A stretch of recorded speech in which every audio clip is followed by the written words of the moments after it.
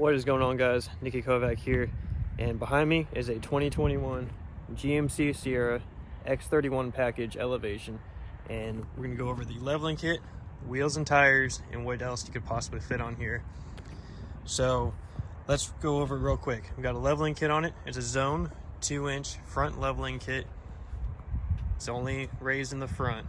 It's a top and bottom coil spacer.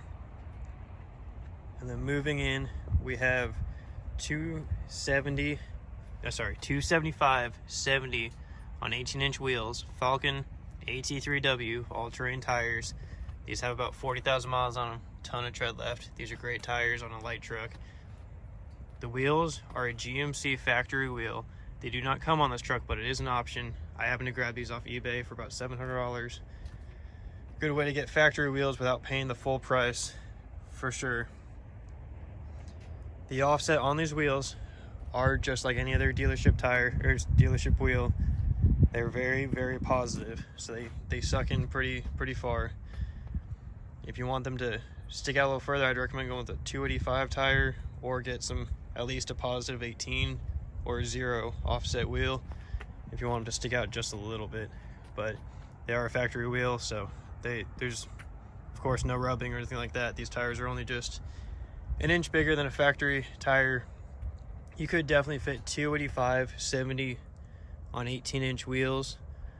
I wouldn't even have a second thought about them fitting. If anything, it would be very minor felt trimming. If you have an AT4, it's a very different situation. You already lifted 2 inches and can fit that tire without a leveling kit. So front to back, it sits very level. You can put some weight in the bed and you're not going to be nose high or anything like that. It's a good solid level kit without any weird issues like that. The whole setup has about 50,000 miles on it without any issues. We'll get into 4-wheel drive issues that come with this for any leveling kit on these GMCs or Silverados for that matter. The only clearance issue I had was before it got leveled. I was at work and hit a rut, and then my front end bash plate got dented in, and in order to replace it, it would have to go to collision center, so I've just left it there and you can hardly see it anyways. You have a few options for leveling these. You could do these coil spacers, you can do coilover kits, or you can get a full AT4 suspension from the dealership, or you can even level that after you get it put on. So you have a plethora of options. This leveling kit, I think I mentioned, is less than $100 from Zone. It cost me about $100 to have it put on at the dealership, and then you get it aligned afterwards. Anytime you touch the front suspension, you've got to get it aligned.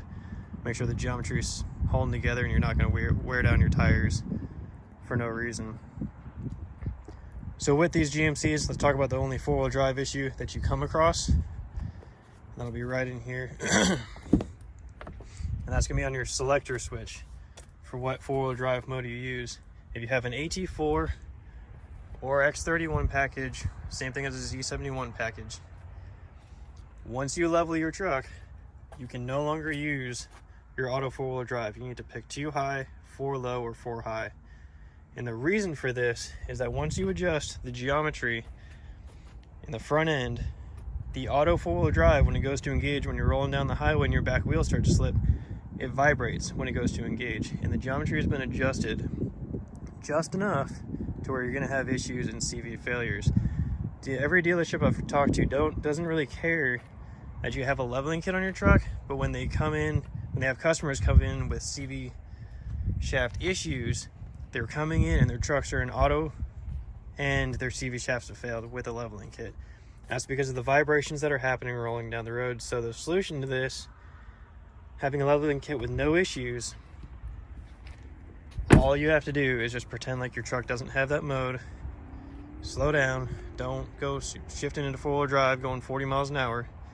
Just stop, throw it in neutral if you want to be really safe. Put it in 4-wheel drive. Then you're going to have no issues. My truck has seen a ton of snow, a ton of mud, bouncing around down oil-filled roads. 0 issue. So it's as easy as that. It doesn't have to be complicated, but that'll prevent any type of 4-wheel drive issues. And that about covers it. On that note, that wraps it up. I'm Nikki Covack. Subscribe for more, and we'll be seeing you soon. Peace.